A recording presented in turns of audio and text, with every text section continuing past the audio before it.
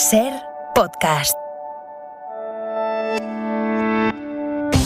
Hola, buenos días. Francia se encamina ya a la segunda vuelta de las elecciones presidenciales con los dos candidatos en campaña ya. Uno para mantener la presidencia de la República y otra para llegar al Elíseo por vez primera. Después del cordón sanitario que establecieron casi todos los partidos en torno a Marine Le Pen, ahora es Emmanuel Macron, el todavía presidente, el que baja al barro y entra de lleno en una campaña cara a cara con la ultraderecha. Y se reedita el duelo de 2017 y Macron ahora hace campaña donde arrasó Le Pen. De fraternité, on les a retrouvés dans la rue avec les gilets jaunes, parce que heureusement qu'ils sont là. Oui, vous comprenez, mais vous nous avez pas trop compris.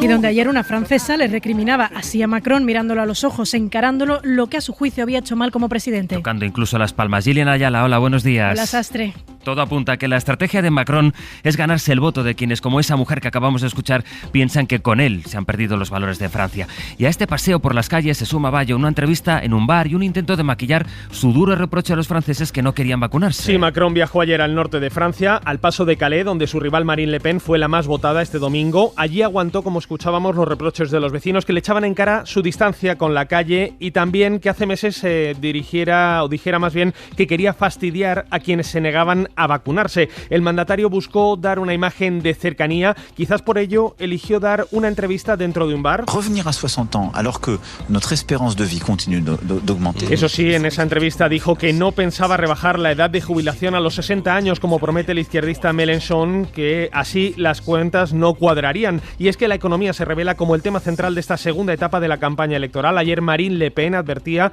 que a la subida del precio de los carburantes y de la electricidad, que preocupa a los franceses, il y a un autre nuage noir qui arrive sur la tête des Français et qui va être l'inflation des prix. Se suma ahora la nube negra de la inflación alimentaria. Marine Le Pen se centra en las áreas rurales para tratar de captar allí voto desencantado y presenta su visión para Francia. Mañana va a dar una rueda de prensa hablando de política exterior. Macron estará en Estrasburgo, donde Mélenchon fue el candidato más votado. Hablará allí de su visión de la Unión Europea. En la guerra de Ucrania entramos en el 48º día. La ofensiva rusa sigue concentrando sus esfuerzos en el sur y el sureste del país, especialmente en la ciudad de Mariupol, donde las autoridades ucranianas estiman que han muerto al menos 10.000 civiles. Zelensky, el presidente de Ucrania, sigue pidiendo que Europa endurezca las sanciones contra Rusia con el gas y con el petróleo. Y Europa responde. C'est ça le primordial en ce moment. Tu ne veux pas dire qu'il ne faille pas faire l'autre, mais ne vous faites pas d'illusions. Decía Borrell. Josep Borrell, el alto representante de la diplomacia europea, que ni aunque se cortase el gas hoy, el ejército ruso pararía la guerra. Se lo hemos contado hace media hora, estamos pendientes todavía del incendio esta madrugada de un inmueble en Barcelona con unos 30 heridos que han tenido que ser atendidos en la zona. Roger Nau, buen día. Buenos días, ahora mismo el incendio ya está extinguido, ha empezado cuando faltaban pocos minutos para las 4 de la madrugada a causa de una fuerte explosión en los bajos del número 73 de la calle Valencia de Barcelona. En total, como decimos, hay 4 heridos trasladados al hospital, 1 de grave y 3 de menos grave. Además, también los servicios de emergencia han atendido 34 personas in situ en el lugar de los hechos. Eso sí, todas han sido dadas de alta. Los vecinos de las 6 viviendas afectadas, de las 6 fincas afectadas, intentan poco a poco regresar a sus domicilios una vez los bomberos comprueban que no hay daños estructurales. Seguido pues este incendio. Eso en Barcelona. En cuanto a la política, el resultado de la votación es el siguiente: votos emitidos 81, favorables a la propuesta 44, en contra 37, abstenciones 0. Al haberse alcanzado el voto favorable de la mayoría absoluta de los miembros de las Cortes de Castilla y León, queda investido de la confianza de la Cámara don Alfonso Fernández Mañueco. Fernández Mañueco tomará posesión como presidente de Castilla y León la semana que viene, solo con sus votos, con los de Vox, su nuevo socio de coalición. El PP no solo le ha dado una vicepresidencia, 3 consejerías a la ultraderecha, sino que adoptó su planteamiento ideológico en varios momentos del debate ayer en las Cortes. Y compromiso, sí, con una nueva ley de violencia intrafamiliar que, como he explicado reiteradamente... Sobre todo con esto, con la ley de violencia intrafamiliar. El PP adopta el discurso de Vox sobre la violencia contra las mujeres y el PSOE se lo reprocha a Mañueco, que defiende la compatibilidad de las dos leyes. Hoy le suplico que no mercadee con la igualdad y con los derechos de las mujeres. Que no dilapide todo lo que hemos conseguido. Que no dilapide el Pacto de Estado contra la violencia de género. Ellas lo van a ver. Un gobierno que trabaja por sus intereses, por una igualdad efectiva, y tendrán ustedes que pedir disculpas por todas las barbaridades que han dicho. Yo no voy a dar ni un paso atrás en la lucha contra la violencia. El nuevo líder del Partido Popular sigue esquivando como puede la foto con Abascal. Ayer, como ya se esperaba, no acudió a ese debate de investidura, pero el PP no cierra la puerta que Feijóo sí esté con Mañueco la semana que viene en la ceremonia de investidura. Carolina Gómez, buenos días. Buenos días. Feijóo ha evitado la primera foto con Abascal y en Génova siguen sin aclarar si asistirá la semana que viene a la toma de posesión. Ha manifestado su interés y a partir de ahí, si encaja en la agenda, pues asistirá. No hay efusividad con la investidura de Mañueco, pero se avalan algunas imposiciones de Vox, como la aprobación de una ley de concordia que iguale a todas las víctimas de la guerra civil. Yo creo que es positivo que haya una normativa que contente a todo el mundo. Sobre si el modelo de Castilla y León es exportable al Gobierno de España, Elías Bendodo. Yo lo que le digo es que el Partido Popular siempre, valga en autonómicas, en municipales o en generales, sale a ganar las elecciones y a conseguir unas mayorías suficientes para no depender de nadie. Eso es lo que pretendemos. A partir de ahí iremos viendo situación a situación. La siguiente cita será Andalucía, donde las encuestas dicen que el PP solo podrá gobernar con Vox. Es martes santo, día 12 de abril. Si usted entra ahora mismo o esta mañana en Google, verá que el doodle, que es la imagen que sale en el buscador, es la de Montserrat Caballé. Que hoy cumpliría 89 años, la grande de la lírica española, y Google hoy en su doodle destaca entre la trayectoria de Caballé su dueto con Freddie Mercury.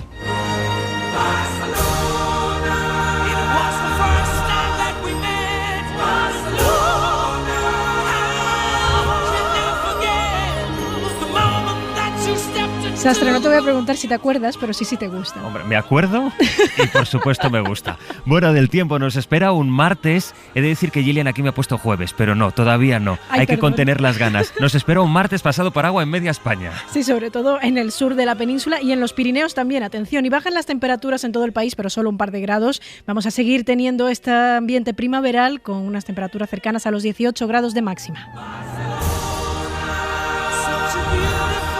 Un minuto y seguimos.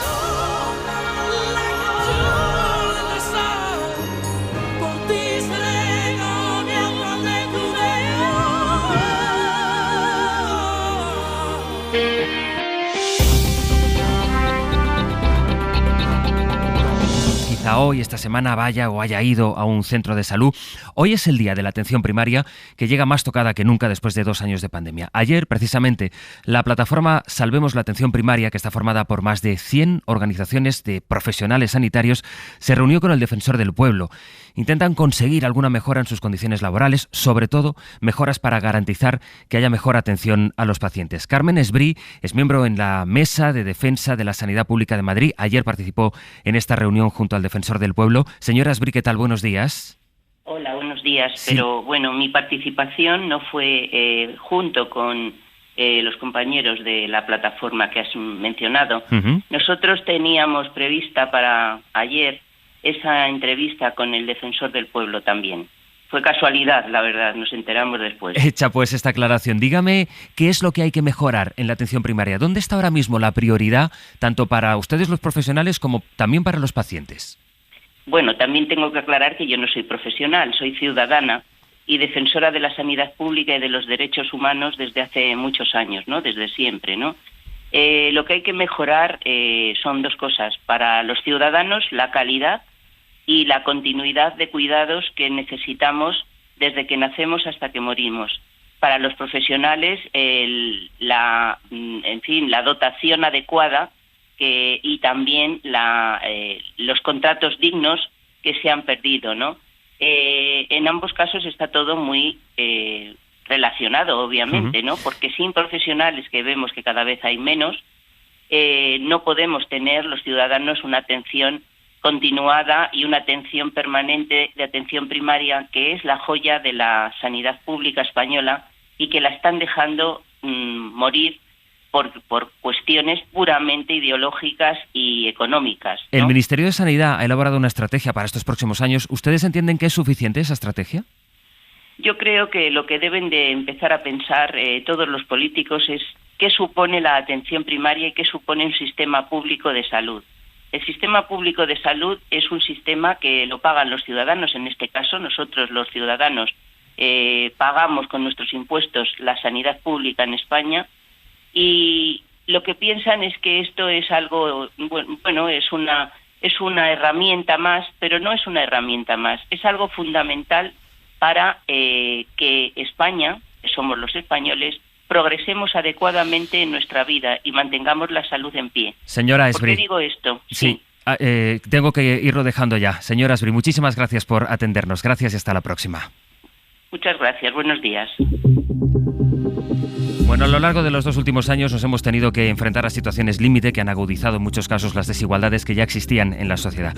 Hemos pasado por una pandemia, por una crisis económica sin precedentes, tenemos otra vez una guerra en suelo europeo y otra crisis económica que llega cuando todavía no nos habíamos recuperado de la pandemia. En fin, una cadena de acontecimientos que siempre terminan afectando, Gillian, afectan más a los que menos tienen. Y a los más vulnerables, que de hecho cada día son más. Esta madrugada Oxfam, que es una confederación internacional de varias ONGs, ha publicado un informe demoledor que alerta de que esta tormenta perfecta que se está viviendo puede llevar a 263 millones de personas más a la extrema pobreza. Casi la mitad de la población mundial, 3.300 millones de personas, podrían situarse por debajo de ese umbral de la pobreza. Shira Valdés. La guerra en Ucrania y la escalada de los precios de los alimentos están agravando la brecha de la desigualdad aún más, lo que podría llevar a que 263 millones de personas más cayeran en situación de extrema pobreza este año, es decir, con menos de $1,9 diarios, ya casi la mitad de la población mundial a caer por debajo del umbral de la pobreza, a vivir con menos de $5,50 diarios, según el último informe de Oxfam. Por eso, desde la ONG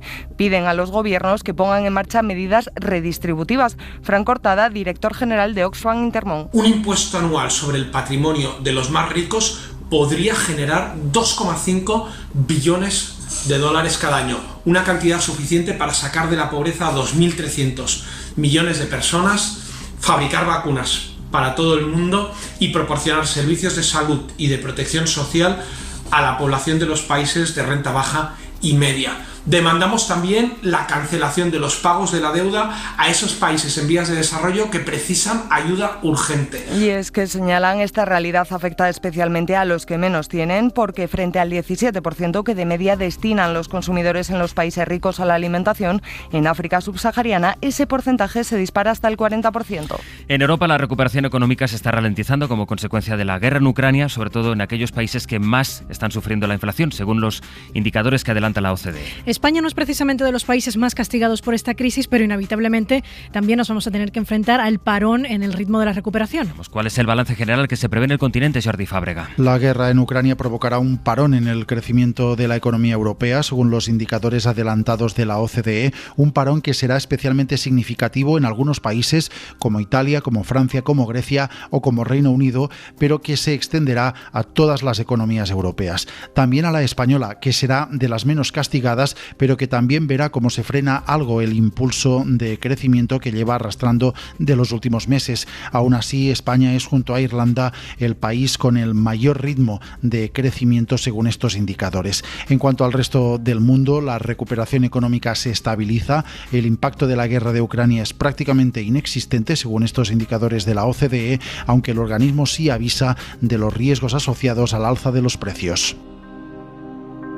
El Gobierno tiene hoy sobre la mesa aprobar un anteproyecto de ley que va a regular el procedimiento que se sigue para evaluar la edad que tienen los menores no acompañados que llegan a nuestro país. La norma lo que busca es aclarar las situaciones como las que se han dado, por ejemplo, en la Comunidad de Madrid, donde se le negó la tutela a una joven que estaba huyendo de Camerún por abusos sexuales y el Gobierno regional determinó que la chica era mayor de edad. Guillermo Lerma, buenos días. Buenos días. El protocolo que este martes aprueba el Consejo de Ministros establece los pasos a seguir para determinar la edad de un menor no acompañado cuando éste llega a nuestro país. La justicia ha tumbado la mayor parte de los acuerdos de la Fiscalía sobre este asunto por recurrir a pruebas médicas invasivas cuando con las radiológicas no quedaba clara la edad. Fuentes del Ejecutivo apuntan a que con esta reforma habrá un procedimiento mucho más garantista que estará a la altura de las reclamaciones de los diferentes organismos. Se trata de un procedimiento más simplificado, más ágil, en el que habrá que escuchar a la persona a la que no se le podrán realizar bajo ningún concepto pruebas invasivas. El último ejemplo lo adelantaba ayer la cadena SER, el caso de una menor de Camerún a la que el Gobierno de la Comunidad de Madrid le había negado el amparo al entender que era mayor de edad, una decisión que corregía el Supremo asegurando que el criterio prioritario es la protección del menor. Y la muerte hace poco más de una semana de un pequeño de 11 años en Sueca, en Valencia, víctima de violencia vicaria, evidenció los problemas de comunicación que existen entre los juzgados porque el padre del niño, el que lo mató, tenía la custodia compartida de su hijo a pesar de estar condenado por violencia de género. Desde la la delegación del Gobierno contra este tipo de violencia, la violencia de género, no creen que sea necesaria una reforma legislativa para mejorar esas vías de comunicación entre juzgados, pero sí que alertan de que hay que revisar las sentencias de regímenes de visita para que no se vuelva a producir lo que ocurrió en Sueca. Teresa Rubio. Desde que se aprobó el pasado mes de septiembre la Ley de Protección a la Infancia que prohíbe el régimen de visitas a un padre maltratador, avisa Victoria Rosell, apenas se han revisado sentencias. Comentarios procedentes del ámbito judicial diciendo que necesitaban alguna otra instrumento jurídico para proceder a la revisión de estas causas. Cuando entra en vigor un solo artículo del Código Penal que puede suponer una rebaja de pena, se revisan las causas penales con muchísima celeridad. Pues en este sentido sería exactamente igual. Si la ley ahora por fin establece que un maltratador no puede ser un buen padre y que si existieran regímenes de visitas se suspenderán, no necesitan otra reforma legal que las ya realizadas y llevadas a cabo con la Ley de Infancia. Además, ya ha habido una comunicación de la fiscal de Sala de Violencia de Género a todas las fiscalías para que en estos casos se pida la suspensión de los regímenes de visita.